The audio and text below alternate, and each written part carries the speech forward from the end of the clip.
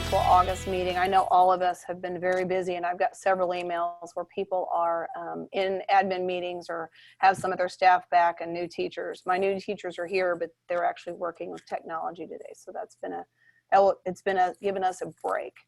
So wanted to check in and give us time to share our plans, see what we're doing a lot for the virtual learning, because that seems to be some of the biggest unknowns, and how you're doing with all of this planning and day to day.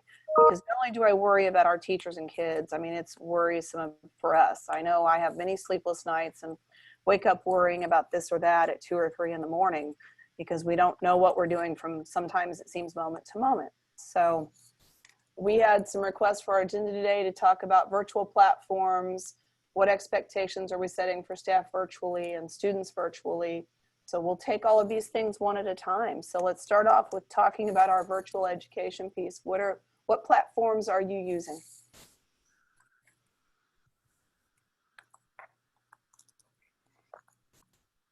We down here at Salem, we're going to use Acellus for K-8.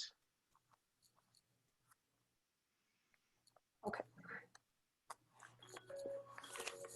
So does Acellus have, what I run into is we're going to use Edmentum from 712 in Rolla, and we are using Acellus up through K6. But does Acellus have good elective options for middle school? Let me see real quick. So obviously they have the 4 cores, and let me get through my my handbook here. So they'll do some pre-algebra stuff. They'll have some career and tech ed, a few language options, and a bunch of science classes and social studies classes, and some health and social emotional learning. So they actually do more electives than I actually offer now. Wow. And then the high school one is, I mean, they go all the way through AP classes. Yeah. What I'm worried about is we're going to use Edmentum for 712. So we very well could have all of the same kids in the same elective classes from grades 7 through 12. So for art, there's only art appreciation. And I just don't know how that's going to look to our parents to put a 7th grader in the same class that their sibling who could be in high school in. That really worries me as far as just a perception amongst parents of what are you doing and are you not prepared? And then the other thing is how can I expect a 7th grader to read or do some of those things at the same kids, you know, the same way a high school kid would, or if vice versa. Well, they won't be in the same section, and we'll try and differentiate it. I'm just worried about that whole piece.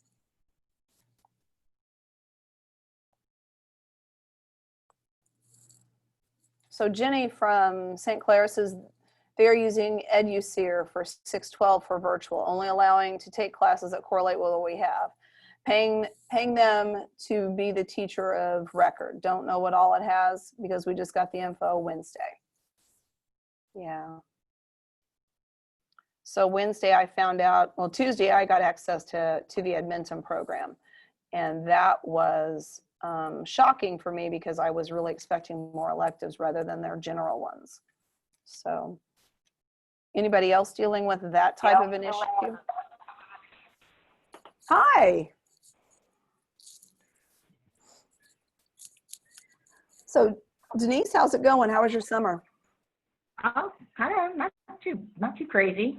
Stayed out of trouble. I was going to say, Garrett and Haslick, he's in my district too, and we're doing Apex. And I think what we're doing at the middle school, we are trying to just have our kids do the cores right away and focus on those. And then if they're moving at a faster pace, then we can add electives along the way. But the only thing with EduSeer, it's really expensive. It's like $1,000 a seat, like 5th grade on down. Yeah. So we had 25 kids in our building who can do virtual, and they signed a declaration of intent. So we are calling them today to ensure that they understand what they're doing, and then we're going to give them details of what the program entails. And then if it's something that's overwhelming, then they might vouch for go back to in seat.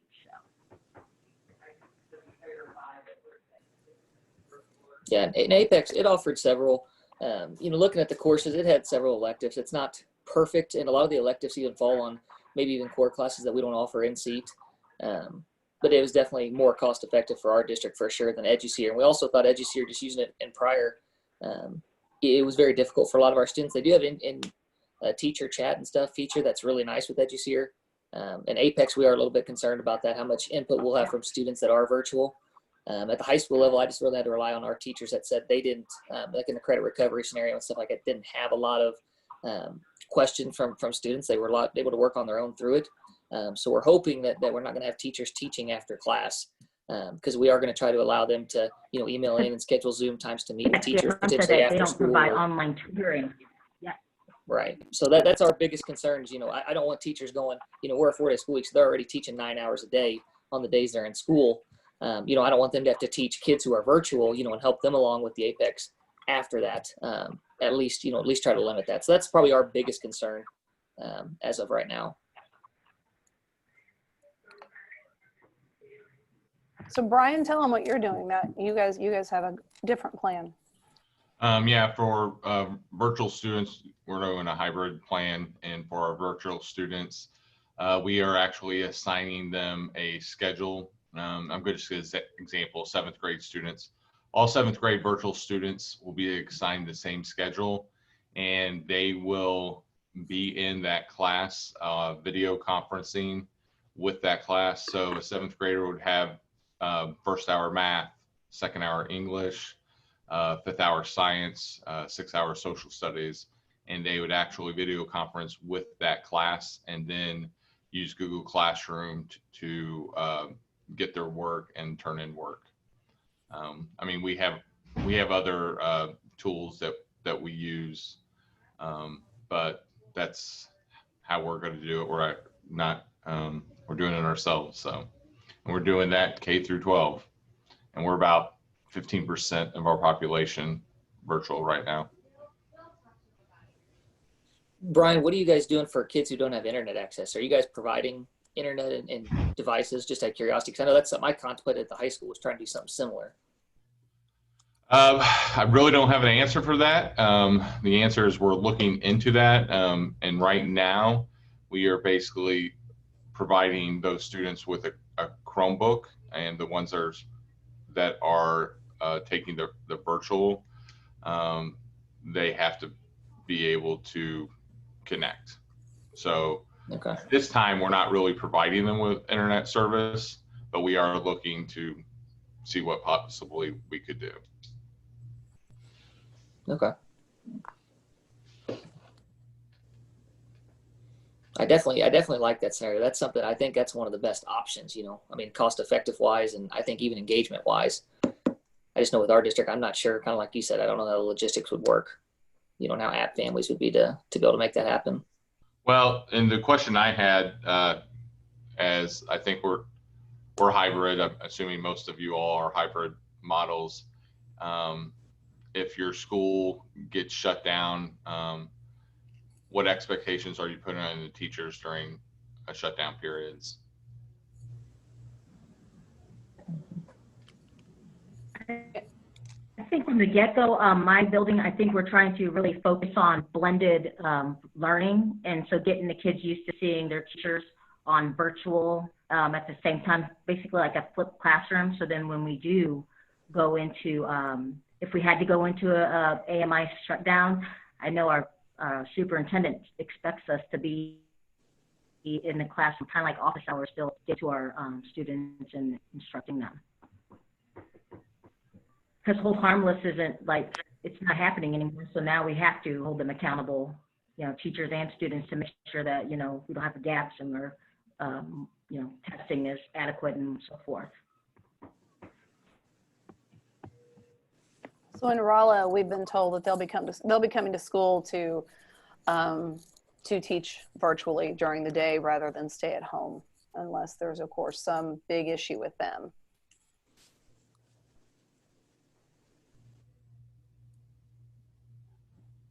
I'll add on Rolla at the high school level. We're, for our AP classes and stuff, using Launch as another platform So we'll have to have some kids that may be on Edmonton and Launch at the high school level, so.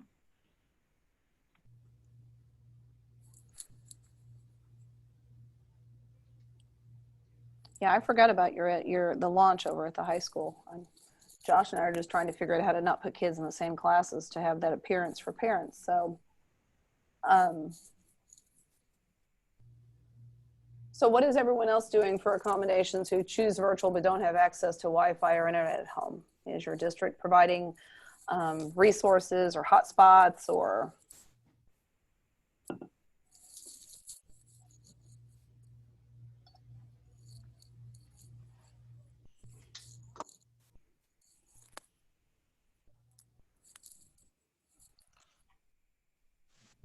Hello?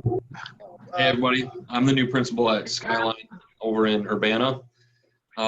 We have a unique situation where probably 10% of our students don't have internet access at all. And that includes like cell phone, like nothing. So we have a lot of issues to work through with that.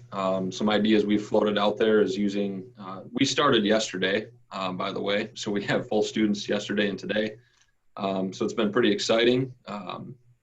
We have students, a lot of students have transitioned to our virtual in-house. So we're running Google Classroom pretty extensively now and really introduced a lot of teachers to that platform at the end of last year and mostly this week.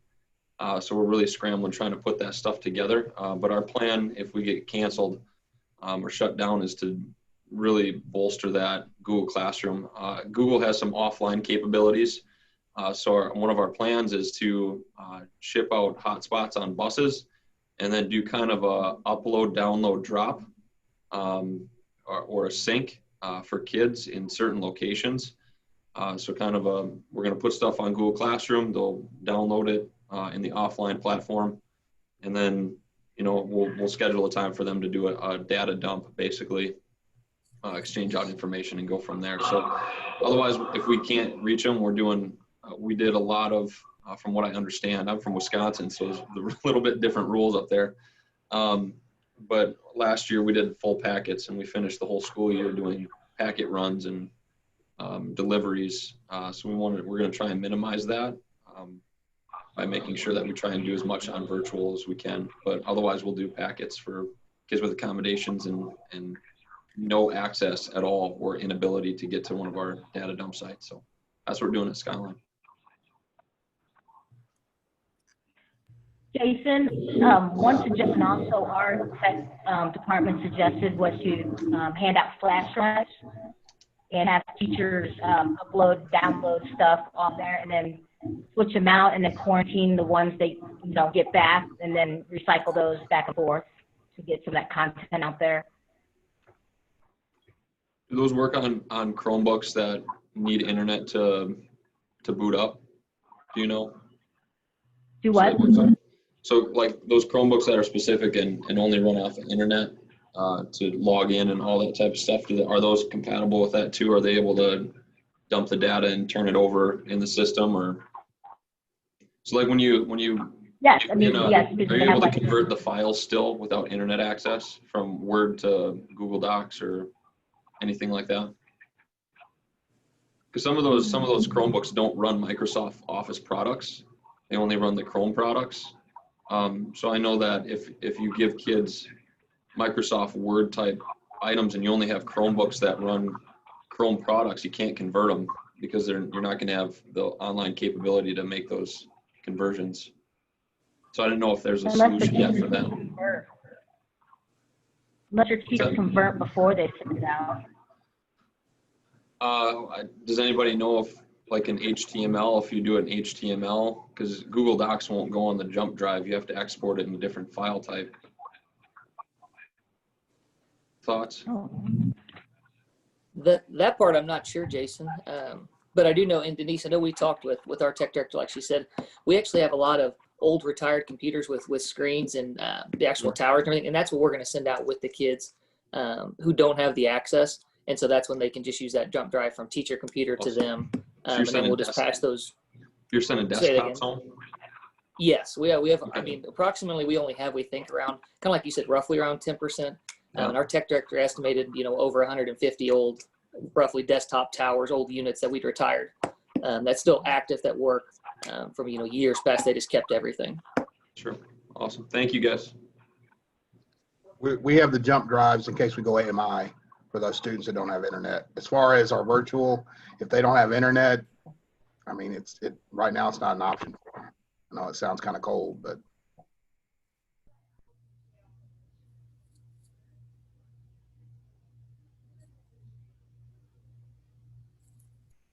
Hey, Jason, welcome to Missouri. I sensed a Wisconsin accent. How's that going for you in Skyline? I'm learning the Southern accent pretty quickly, I think, some of the nuances. I just try and challenge people to pronounce Wisconsin city names, and then it kind of evens the playing field a little bit. Yeah, great. Well, welcome. Hey, listen, I think resource awareness for principals has always been an important skill or responsibility. That resource awareness now is more important than ever before. And so just being aware of all the resources out there, I know it's very, very overwhelming at times. DESE just released strategies, distance learning strategies, I believe yesterday. If you go on the DESE Facebook page, there's a pretty good video that kind of, I think it's like a 2 or 3 minute video that kind of talks about it. In the messenger today, if I get that out today, I will include a link to the distance learning strategies that DESE just put out. So please be aware of that part of it.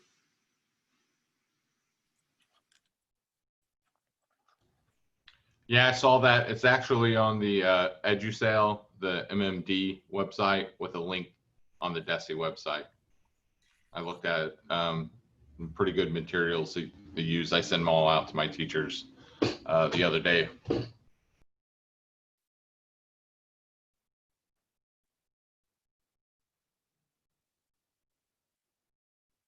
Awesome.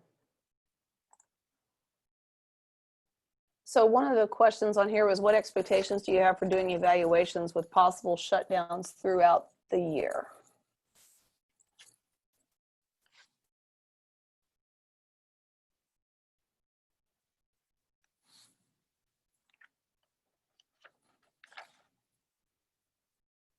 I know in Raleigh, they told us that we're still going to do them. Not sure how it's going to look if we ever go virtual, but focus a lot on our high needs teachers and those brand new teachers that we have coming in. So any other thoughts? Because, evaluating teachers virtually is kind of one of my fears of, what's there. I don't want them all to add me to their Google Classroom right now, because then I get everything that's in there, but ideas would be great. Well, our plan, if we go through shutdown, is we're going to have the teachers come in as long as they're not quarantined, and they're going to run their virtual classes, the regular schedule.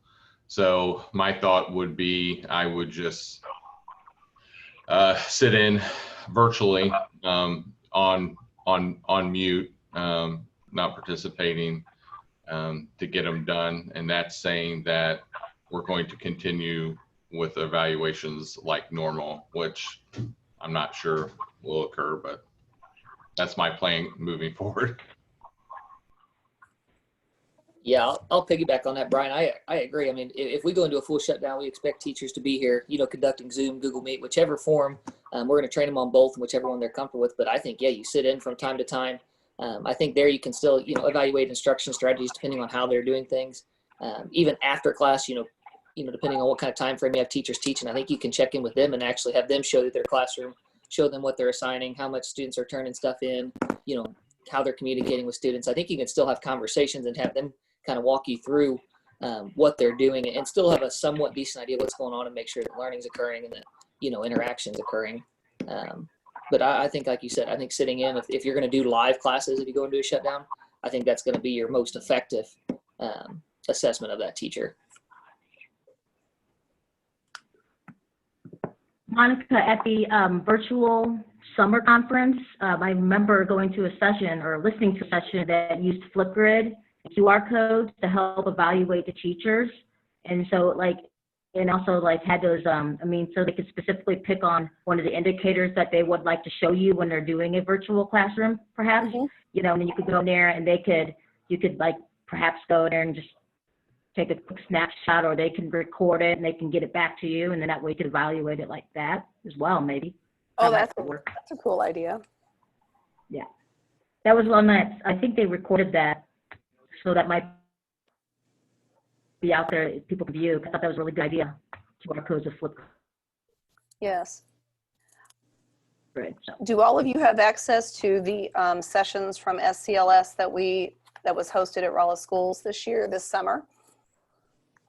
Because I can get you access to all of those sessions that you could also share with your teachers for any professional development that was out there. And it will, it's going to be out there free for you. Would you like me to share that link with you all? Yeah, I don't have access to it, or I haven't seen it. If you could share it. Sure. I have to go in and find them, but I will get them. If not, I'll get Nikki to give them to me.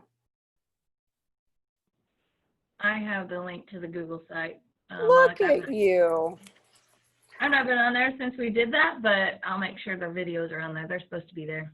Okay. All right. Steph, could you send it out too? Send the link out? Okay, awesome.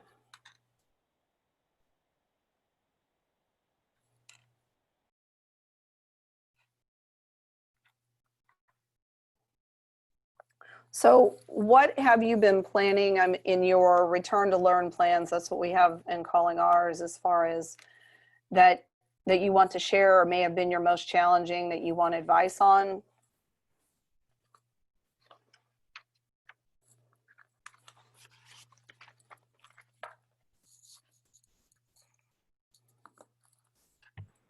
I think some of the most challenging. Go ahead. Sorry, Janice, go for it. one thing I was going to say, my thing I'm kind of hung up on is the issue of having lockers and backpacks. Like, I just worry about, I see the reason why we kind of need our backpacks due to, carrying books and, not being late to class and, social distancing, all that. But then I worry if it's going to become a distraction in the classroom and, what if they're sneaking in something that they don't need to be doing, and then having a backup plan for that as well. And are any of you guys using your lockers? And if you are, how are you guys dismissing the kids so you can have social distancing things, required guidelines, We're using our lockers. One thing that we did is we created a different schedule for every grade level. So we have different bell schedules, and only one grade level will be in the hallways at a time. Yes, we did that too. We did stagger our bells, but yes, that's a good idea. We did stagger our bells, but I guess I just still worry about those kids that are just hovering over the other ones while the other ones are getting in their lockers in the same grade. I have go ahead. I have the same concern. All of my kids are on top of each other when they're in a locker, and they're so close, and there's no way for me to distance them unless we just do it, but they're so far apart. So we're going to backpacks, and I had a parent call me yesterday with concerns saying, well, what if they bring a gun to school? And I'm like, I finally told her, I said, if they bring backpacks in the building all the time, we would have the same issue, whether it be there or in a locker. But she referenced our issue where we had a threat last year. And I said, well, it was simply where one kid sang pumped up kicks, one said don't come to school, and the rest of the kids inferred that there would be a school shooting. I said we didn't have a threat, we didn't have that concern. And I informed her that our high school carry their backpacks all the time with virtually no issues. Right, Steph? Yeah. So I was going to piggyback on that as well, because our students, generally the freshmen are the only ones who really end up using the locker just because they're used to using the lockers, but as they become upperclassmen, they don't utilize them. They've always brought their backpacks in. We did, however, kind of change up our locker room protocols and scheduling for disinfecting in the locker room. We were more concerned about that with kids changing every hour. So we only assign every other locker as best we could, and the kids are gonna change in the locker room but keep their clothes in their backpacks and only dress out every other day. They're on a rotating schedule. our kids at the high school don't really use their lockers at all, and for class to class because it's just too far to travel. So they all use their backpacks. We did not change our transition time at all. The only thing that, because it's a 5-minute exposure, you'd have, you know what I'm saying? So we didn't change that at all, but we had gone to, we actually have security alarms because we have so many doors. So we've done that the last 2 years. We've just gotten kids trained to re-trafficking them so that they don't have to go outside all the time. We've shut off some of those doors, but basically we've opened up many of our exits that we had installed alarms on. So, you know, we had streamlined our traffic flow for good reason, and now we're having to undo all of that. So, you know, our kids will have many doors to go out of that will help reduce our bottleneck.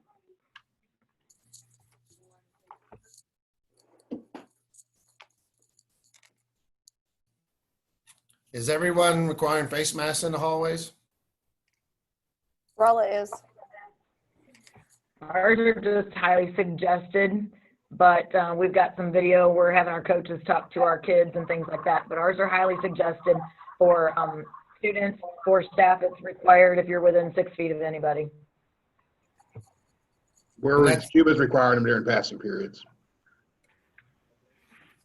We're not requiring masks. I'm going to suggest to my staff to wear face mask or whatever they want to wear when they're close proximity, because we were told we were not allowed to tell them to wear masks. So it's a suggestion, but students are allowed to if they want to. And it's middle school. All of our staff are getting 2 face masks, and I think one of those neck things that now they're, one of the gaiters that now they're saying aren't really good for it. And we're getting the clear shields so that to help with elementary and instruction and your hearing impaired and your lip readers and all that. So we're getting the shields for staff too. That's about the same here at Rolla. We're getting 2 face masks and a shield, and then at the high school level, our kids are pretty much be masked up all day, except for if there's, you know, like a small classroom that they can space apart, or in a room big enough where they can all space 6 feet apart.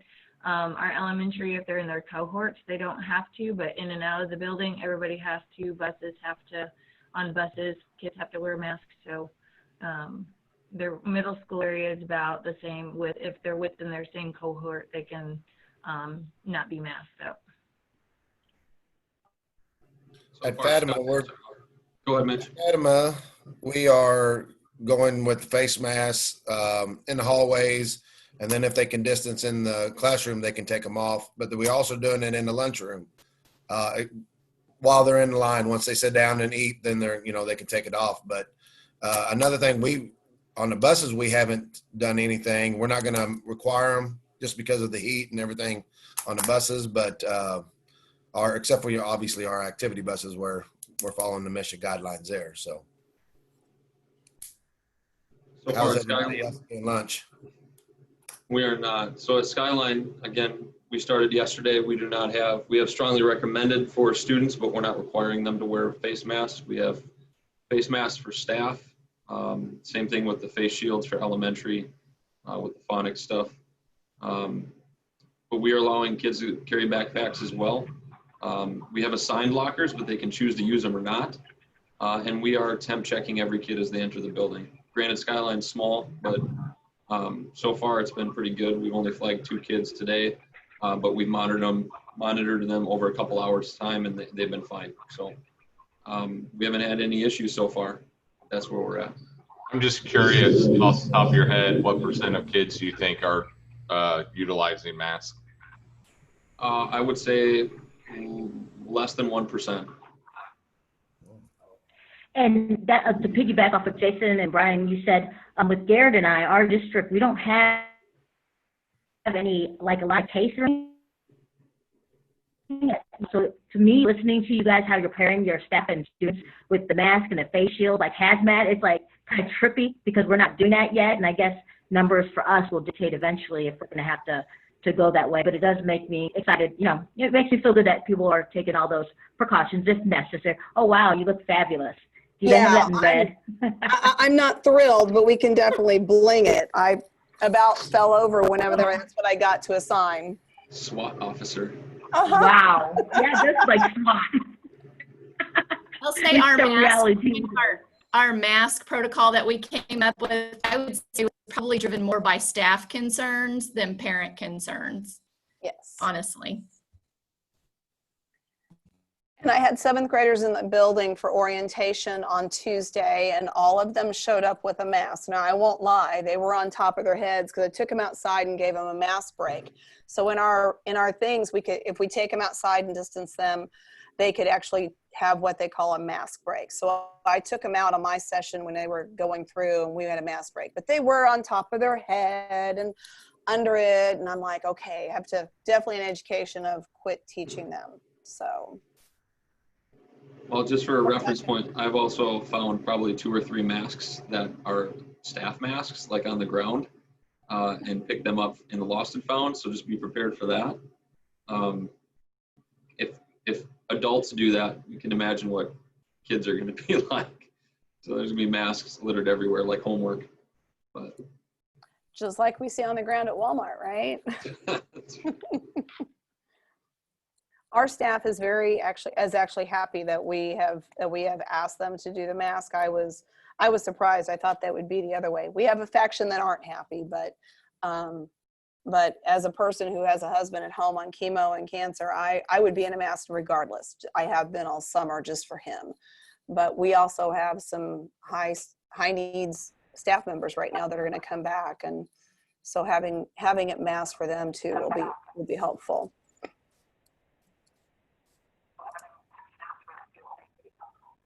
I don't mean to dominate conversation, but I was hoping to tell my staff to wear masks, but then when they said it was only a suggestion, I did go ahead and purchase double-sided lanyards. And so I do have those, in case, teachers want to wear them, but I'll probably wear one and just keep it around my neck, because we have to kind of set example for the students too, eventually if it comes to play where we have to do more of that, so. Mm-hmm. Yeah. I'm surprised. I haven't heard much from our parents. I had one neighbor of a kid come in, and he was being a bit of a jerk yesterday. I know middle school had one, but overall we haven't had many complaints. So.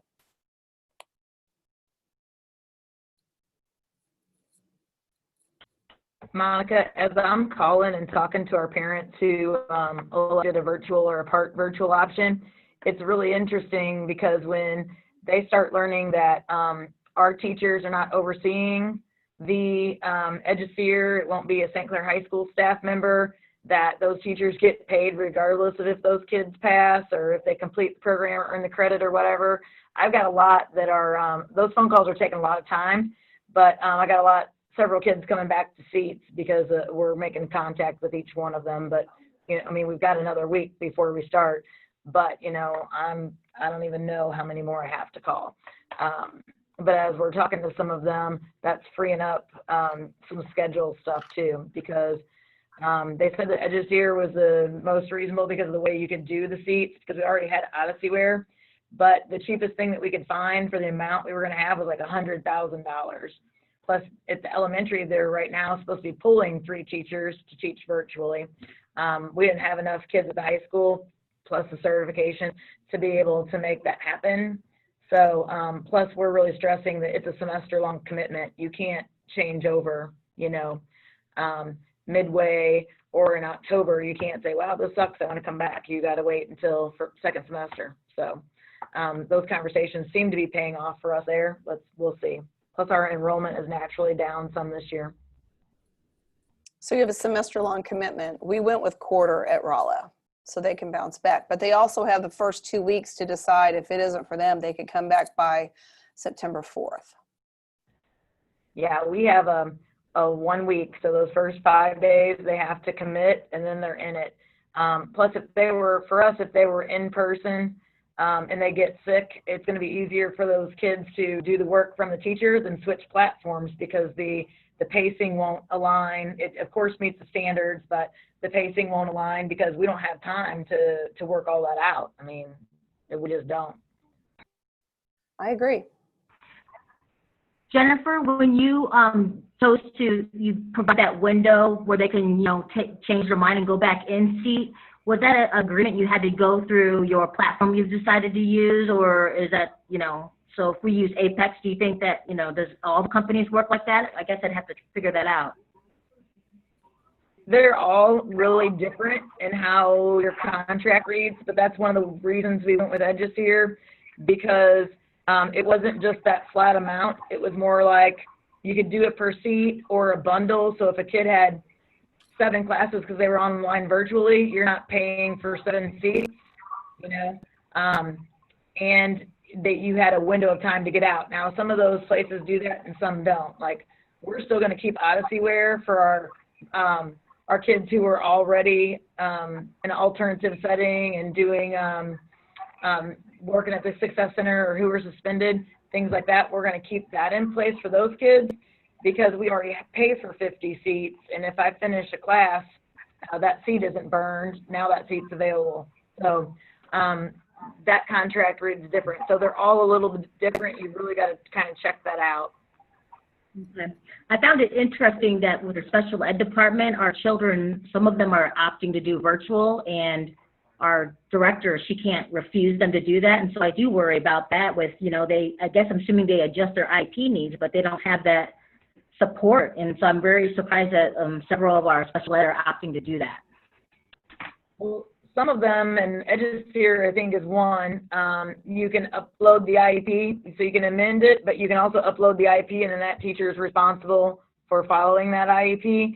But not every platform has that ability. So as they're making those meetings, they got to figure that out and set that IEP. But they're saying that Edusphere does have that because it's their teacher. So I don't know. I haven't looked at it. I've been on phone with parents for 3 days, I think.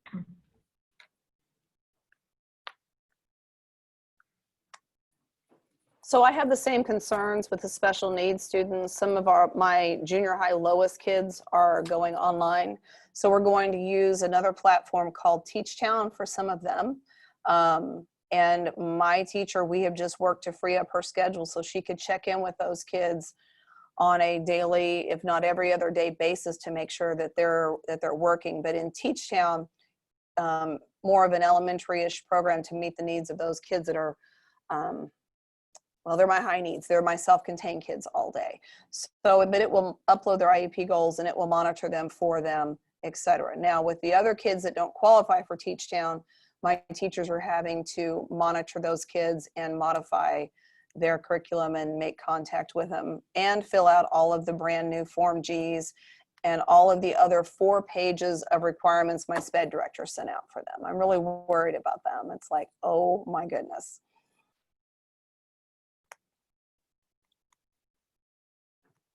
Anyone else have those same concerns? I worry about our special ed people with all the work that they're going to have to do, especially at the very beginning, and teach their classes too. So let's talk about how we're going to build our staff up, because one of the things as we come in, we're going to change everything on them and then we have to build them up. Anybody have any good ideas of kickoff faculty meeting, things to do? I mean, all of my teachers are going to get a gift bag with, of course, a thing at Germex so we can keep it refilled and in there. But any other ideas of how to help them out or build them up? Gary and I have been working diligently on little things for next week. Our teachers come back to teacher work days all day or every day next week. So we have just a little something for them each day. And my daughter and I made these little things last night. They include little Post-its that are in there, and we're going to put a little thing on it that says, here's to sticking together for an amazing year. We're giving them a big highlighter that says, here's to a bright school year. Another day we're giving them a pack of extra gum. It says, to somebody extra special who's spending extra time for an extraordinary year. Just those types of things. And then Friday we're calling them our COVID floats. We wanted to do like root beer floats, like staying afloat in year 2020, 2021. So instead of getting 2 liters and scooping out ice cream, we're going to give them like not a red Solo cup. We're going to do bright colors like greens and pinks and purples. But get those little half cans of soda from Walmart, the little great value kind. and give them a choice of like root beer or orange, and then give them a little ice cream cup so they can make their own floats so that we don't have to hands on their food or anything. But we're excited for that for next week, just to build them up. We'll tell you about the one we're working on, but we don't know if we're going to get all the supplies to do it. It's kind of like a stress care kit. So one of the local banks has a stress, Steph's got it here holding it up, a little stress bulldog. And we thought something we did, I did a gag year ago for somebody, but getting pill bottles from the pharmacy and putting it full of Skittles and having something about take one as needed for stress. You know, in lieu of rolling your eyes at a student or whatever you want to say. And then we were going to get the bubble wrap, little section of bubble wrap, and tie it around as kind of a stress reliever, kind of little stress relieving care packages for them. Hopefully we can get all that together, donated by next week. So You just want to add RJH into that so I can have that same idea. Get me some whenever you get some supplies. Well, actually, the stress bulldog came from PCB, so we have a box. They're not sure of how many is left over, but they're coming our way. So I'll let you know. Okay. At my in-service, I kept I kept some practical application things. I tried to run it like a conference people would go to. So I offered some mini sessions on technology. Specifically Google Classroom, or how to use Google Meet, or just tried to make it practical for them if they needed help, and instead of them being, you know, in high school specifically, like to isolate a lot and work on their own. But I noticed a lot of my staff I tried to front load a lot the weeks coming up to in-service by sending out SMORE newsletters. If you don't use the SMORE platform, something to look into. I know Mo asked, was that's awesome. Makes it pretty organized, but I tried to front load with technology newsletters, kind of some of those resources that Clark was mentioning. And then I applied it at in-service. So I took those things and I called it the sandbox time. I really challenged them to be creative, to not be afraid to make mistakes, that this year was going to be full of failure and adjustment and flexibility, and that we would all be in that same boat. And I actually had, you know, I don't have a large staff, but I would say 3/4 of them showed up to all of the mini sessions that I held. And I went over a lot of the Google platform stuff and just tried to work one-on-one with staff, finding their areas that they needed confidence boosts in. So that's kind of, I took it from macro to micro, and really tried to be intentional about doing individual work with staff members that I could sense were stressed or frustrated, or tried to pass off like they're fine, or, you know, like I got it and I'll figure it out. You know, those are key words to really pay attention to, and you need to, it's good to go meet with them individually and find out what their concerns are. So I did a lot of that. I'm still doing that on a daily basis, doing a lot of check-ins, walking around a ton, trying to be present and let them know that I'm supporting them in any way that I can, finding resources for whatever, you know, whatever they need. So it's good to pair practical stuff with it too. Great ideas. Great ideas. So any other topics that you would like to cover today? I learned a long time ago that people will remember you not for the programs that you started, but were you there for them in time of their greatest need? And so meeting the needs of your people, those things, showing a lot of grace. I definitely agree with that. Just trying to just not only worry about them, but I also think in the meantime that while you worry about them, you got to take care of yourself too. I'm finding myself not giving myself attention or my family the attention as we're in this planning period. My husband reminds me of that a lot. So I have to be cognizant to remember that I have, you know, I got to take care of all of them and not work every moment that I'm home. That's really hard for me because I'm a bit behind, and I'll work this weekend some, but I'm learning to split my days a little bit better and take care of things. So I see some things in the chat side about requiring seating charts in every classroom and in the cafeteria as well. And I think they're going to do it on the bus. I am going to have my teachers upload their seating charts for me in a Google folder so I have access to them. So if we get a phone call at 5 o'clock at night needing to do any contact tracing, I can see who's been where without having to bother them. And I'm going to tell them I'm going to do that to, just to be cognizant of the teacher's time as well. I think they'll buck me on a little bit of it. They won't understand, but we'll model some of that for them and get them to understand why I'm going to have to just have access to all of those things. Along that line, Monica, one of the things I talked to our counselors about last week, they were like, hey, Jane, what do you need different from us this year? How can we help? And I just kind of did the social story with them of exactly what you're saying. I'm like, I know that you guys do great things for kids, you do great things for each other, but you get the trauma drain from everybody because the teachers treat you like their own therapists. And we had a big discussion about that. And I said, I probably shouldn't be taking off work. That was last Friday. I probably shouldn't be taking off work Friday, but I'm going to because it's the last opportunity to fill up my bucket before everybody else is here. And you guys need to do that too. And they made it a point to say, one of their taglines this year is going to be, COVID didn't just happen to you. It's happened to everyone, and I thought that was really big because our guidance staff can get abused a little bit in that area. And they're just kind of those ones that have the big time sucks and they're, I get it. Everybody's emotions are different, but I said, your job is to focus on kids and take care of each other and take care of your families. I get it. We're all going to take care of staff, but we can't have those 7 staff members that are every day, 40 minutes of their plan time is spent complaining about how COVID only impacted them. So that's kind of their tagline. And I'm going to take that from them too. Hey, it happened to all of us. We're all doing the best we can. How can we help? Solution, let's go. And that's where we're trying to focus, is that solution area. On those lines, we had our staff in the last 4 days, and you get bombarded with the what ifs, the what if that, and I've been trying to redirect that to, if we show up every day and we teach, show up, focus to teach, and show up to make a difference in a student's life, the rest of that's going to happen whether we worry about it or not. And the bottom line is, we could spend all day, whether in your class or in the workroom, worrying about what if this, or if someone gets COVID, are we going to get shut down? We could do that for 6 months, or we could show up and teach and let the rest of it take care of itself. And so that's kind of been my motto. Hey, let's show up and let's make a difference, and let the rest of it take care of itself. Circle of control. Yeah. Circle of control. What can we control? What can they, and then the rest of it, just play it out.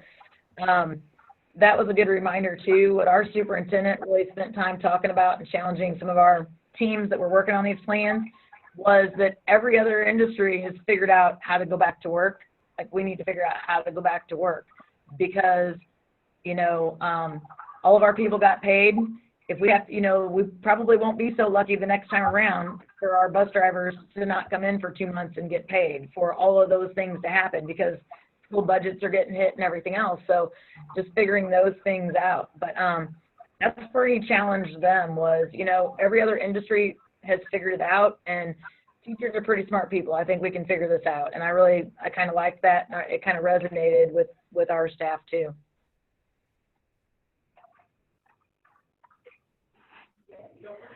I was going to mention that usually how I view when someone comes to complain about things like what's going on, I always try to remember just the phrase "for now," because everything that we go through in life is just for now, So yes, we're going to have to go through it, and it's going to be difficult, but it's just for a brief time, as long as that might actually be. I do have another question. How are you guys? Those who have gone back to school, like Jason and a couple of you guys. How are social distancing in hallways working out, even if you're staggering your releases? Are they, spacing out and doing what they're supposed to do? I have middle school, so I worry, some are going to be little butt heads and, make my hair turn gray, so. So far, and obviously every county is different, we're trying to stick within the guidelines of the county. Our county, Hickory County, had one of the least amount of COVID cases in the state. And our community is pretty anti-mask and anti-protocol and really anti-anything like that. So our county's guidelines are under 10 minutes, in within close contact. Obviously, every county is kind of handling it differently and quarantining really who they want, whenever they want. So I know there was a recent principal maybe in Kansas City area that was masked within 6 feet and got quarantined anyway. So, I mean, at this point, who knows? Right now, we're not worrying about it. We got 4-minute passing times. We're just letting the kids cruise. We're just telling them, go to, don't linger around, just go from class to class. Within 4 minutes, if you're hugging a kid down the hallway for 4 minutes, coughing on them, then yeah, we got a problem. But if kids are doing what they need to do and they're moving from class to class efficiently, we're just letting it roll until we have an issue. That's what we're doing.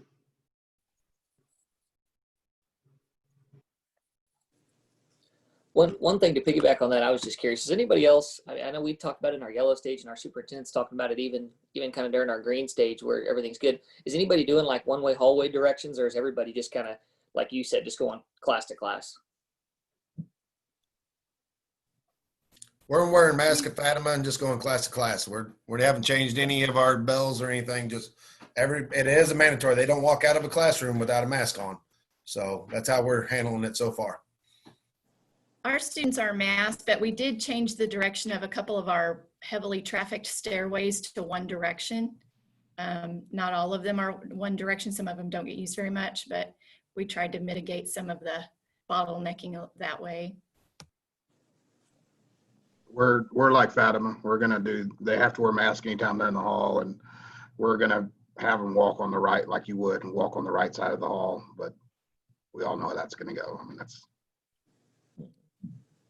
My eyes are getting wide. I hear you guys just letting them roll out and go. And I guess since we're not wearing masks, I guess, Garrett, for us, I guess it makes sense for us to have to be more specific with, how they're going to travel and how they space. You guys were really not really helpful at all. One other thing while I got you guys too, what about cafeteria? Like I know Mitch said they're going to do masks in the lunch lines. We're adding lunch shifts. We're going to go less than half capacity all the time. Kids have to sit on one side. But is it worth the time right now, and why we're still good as far as we talked about maybe having kids sit at the same tables, like same group of kids, not like you have to be in the same spot per se. I mean, is that something we're trying? Is that anybody else is doing something similar to that, or just one side of the table and we're at less than half capacity and go with it? We are. Go ahead, Mitch. Okay, we have actually set a seating chart for ours. The first day they do show back up, we're going to have 8 per table, which is, spaced out 6, pretty much 4 on each side. And then we have 4 classes per shift that are going to eat in the classroom. So just to eliminate the crowd in the cafeteria. So that's our scenario right now. So, and then we, like you said, once we get them all seated, we're going to say, hey, this is where you're sitting the rest of the year. That's your spot. You got one day to pick wisely, because you're gonna be looking at that person the rest of the year. So that's what we're doing so far. So it'll social distance them on the tables, and then like I said, we've got 4 classrooms with about 20 kids will be eating in their classroom. That's at the high school. I know the elementary is kind of doing the same. So We those of you that have been to our high school, we've got that upper deck in the gym that's very near our cafeteria. So we're actually I don't know if we're just doing one side, because I'm thinking that if we go diagonal across the table, that'll actually give some more space instead of just one side, because then they're all on top of each other side to side. But we're actually going to open up the upper deck of the gym where we've got really good video coverage. We've added a couple more people to duty where we'll have some of our kids can go there. And then we also have under our breezeway, we have a commons area that's really not used for anything because no one uses the locker anymore, that if we need more space from there, which I really don't think we will, but we can use that area if we need to do that. So that's kind of our plan for right now. And when you guys were talking about the bell schedule, like we had really limited, I know I said that earlier, but we had really limited our exits and entries sitting in our kids in a really smooth traffic flow. Well, now we're going to be opening up, not all 42 of our doors at Bells, but many of those doors, probably 20 of them. So the nearest door to that classroom, kids can evacuate after bell time. So that'll help with our hallway movement. And 42 doors for real. we went from 3 lunches to 4 lunches to reduce the numbers in our cafeteria. I don't know if we've talked about doing the mask in the line or not, but that's probably a great idea. And when they sit, then they can have them unmasked. But that leaves about 275 in each of our lunches that we're hopefully going to spread out. We're going to give them a couple days to find a table, and then that's where they're going to be asked to sit every day.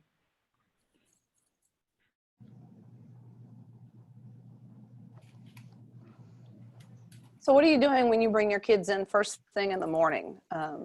You know, are you gonna, I mean, we're sending ours to class at 7:30 a.m. to be with our teachers. So We're doing the same. We're going to screen them and send them straight to class.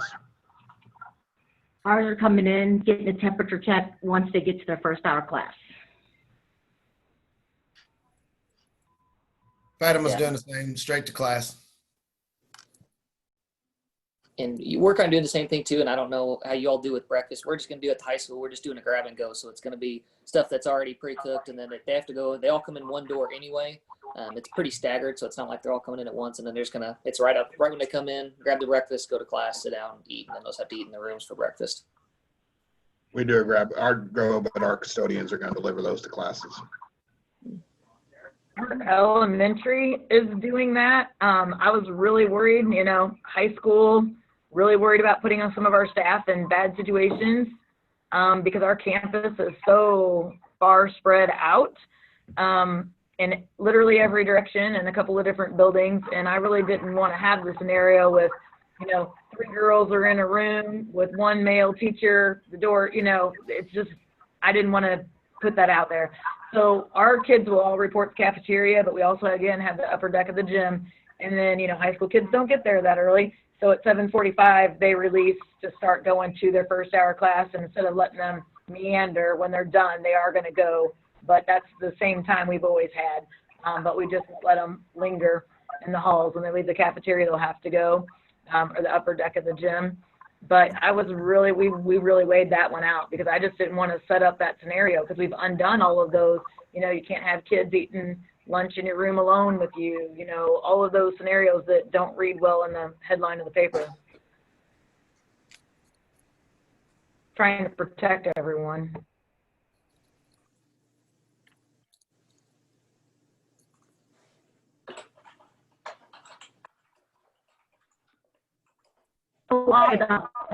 Garrett and I worked out that for bus dismissal at the end of the day, we're going to just dismiss 1 bus at a time. And so those students will come in and do the, you know, social distancing to the bus. And then we're planning it with Garrett that the walkers and riders go up there first. So that helps logistically for his building as well. So. I shared this too. We have advisory. We really need to kind of keep that in place with what we do with ICU. Because our hands are going to get tied. But what we did with advisory is we eliminated it. We eliminated, like I had my daughter is a senior, so she's had the same advisor for 3 years. She's pretty heartbroken she doesn't have that person this year. But everybody's advisor is with their second hour. So we eliminated a transition there. You know, we eliminated a transition. And then with that, that we shaved it down. So we had 15 minutes on the second hour, eliminated transition. That's when our second chance breakfast comes. But instead of having 1 cart, they're going to bring us 3 carts and kids will come out the hallway a couple classes at a time, get their food and go back in if they're doing that. The other piece with that is then that gave us another 9 minutes. So we were able to add 3 minutes to each lunch shift for hand washing before or after on the way, because our lunch shifts were only 23 minutes. So that at least took us to 26 minutes for our lunch shift. So on paper, it looks like it eliminates the transition is the big thing. And it does for most people, but I do have 3 teachers that don't have a second hour that'll have to have an advisory to make those numbers doable.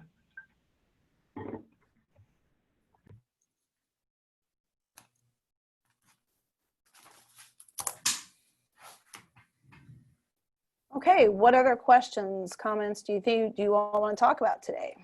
We've covered a lot of good information, so. The one thing I wanted to point out is that MOASSP has these series of workshops that you can participate in for about an hour, hour and a half. This last one was Ed Council with Dwayne Martin, and talked about coming back to school with a lot of good ideas, a lot of scenarios, what ifs, and how to handle them. And Clark, we have another one with Ed Council coming up. Is that correct? Is it next week?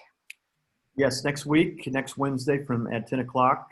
And it was great information this last week. If you missed it, that link is available still. You just call our office. Yeah. Yeah, a lot of good information. And you all got the email about our fall conference going virtual, right, Clark? Yes, and we slashed the price to $149.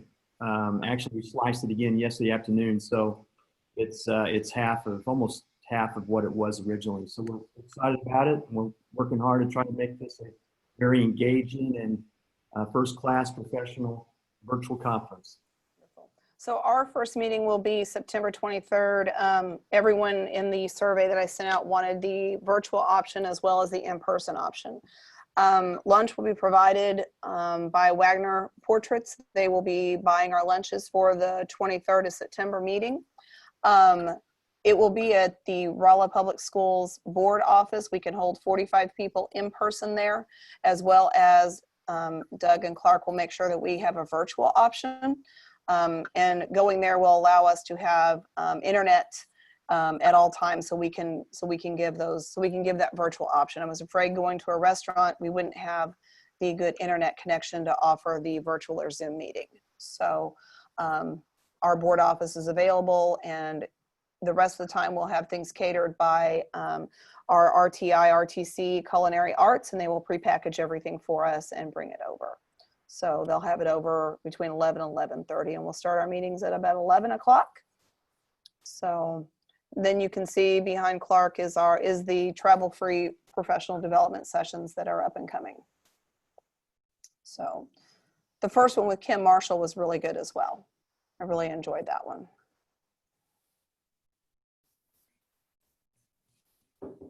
And those are, if they don't buy the whole package, it's about $50 a piece. Is that correct, Clark? Is that right? Okay. All right. Anything else that we can do for all of us today or for each other today? Hey, I was going to mention, guys, that Garrett and I went to a meeting, and just to remind teachers, especially principals, that new teachers meetings are like a beginning teacher assistant program. Those are, a lot of them are online this year, so I just to remind us to make sure our teachers look at that as well. Very good. Well, I wish you all a great start to your school year. I know in Rolla we hit the ground running with everybody on Monday. Kind of looking forward to that, and also kind of a lot of work to do between now and Monday. So anything else today that we want to talk about, or you have any ideas or thoughts? No? Thanks, Monica, for setting everything up. You're welcome. Thank you, everyone. If you need anything, let me know. Clark, thank you. Thanks. Have a good day. Bye. See you, buddy. See you guys.